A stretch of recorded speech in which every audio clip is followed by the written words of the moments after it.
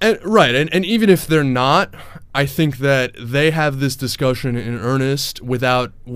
kind of appreciating the gravity of, once you introduce this into the discourse and into the narrative, the drumbeat becomes welfare queens, freeloaders. The Republican Party isn't gonna. I mean, look, you know, I work in this field. I know that disability advocates will tell you that there are work disincentives in the system that make it harder for people to transition back into work, and that you don't need to be a hard-ass conservative to think that, because, for instance, it is a high increase in if you want to get back to work, they pull the plug completely and right away, and you can't qualify for benefits at all, and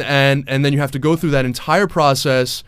And it's an extremely difficult process for years on end. And of course, what they don't mention is that the majority of disability applicants are rejected, and need lawyers. And there's a 5-month waiting process, and there's a 24-month waiting process until disability beneficiary awardees can get Medicare, because of course they're entitled to Medicare. So I know that makes it harder for people who do want to work, who do want to supplement their income, their asset tests as well, that mean that your benefits get reduced if you have a certain amount of money and assets.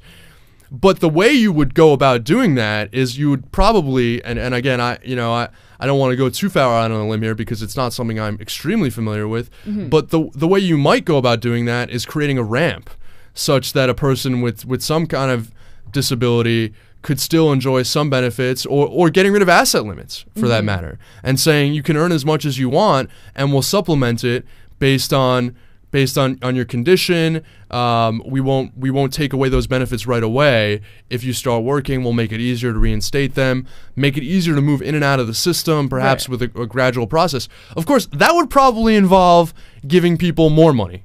than they're already being given, and you know that ain't gonna happen. Right, and giving the administrations more money, because part of the problem, I think, and I can't remember if this was brought up in the piece or in the criticism of the piece, but that it takes so long to get on and off disability that people who think that who aren't sure just won't get off of it because it'll take another 2 years or, you know, another 11 months to get back on it because the backlog is so long. Absolutely, and I've personally spoken to people on disability who feel that way, who have mental conditions, who sometimes have gastrointestinal conditions. I know in particular, I'm thinking of my friend Art Pronin, who's a blogger out in Houston, Texas, who has told me that he feels that way. He's a disability beneficiary, and I encourage anyone to send us your stories if you know someone on the disability program and why they're on it, and we can share it on air.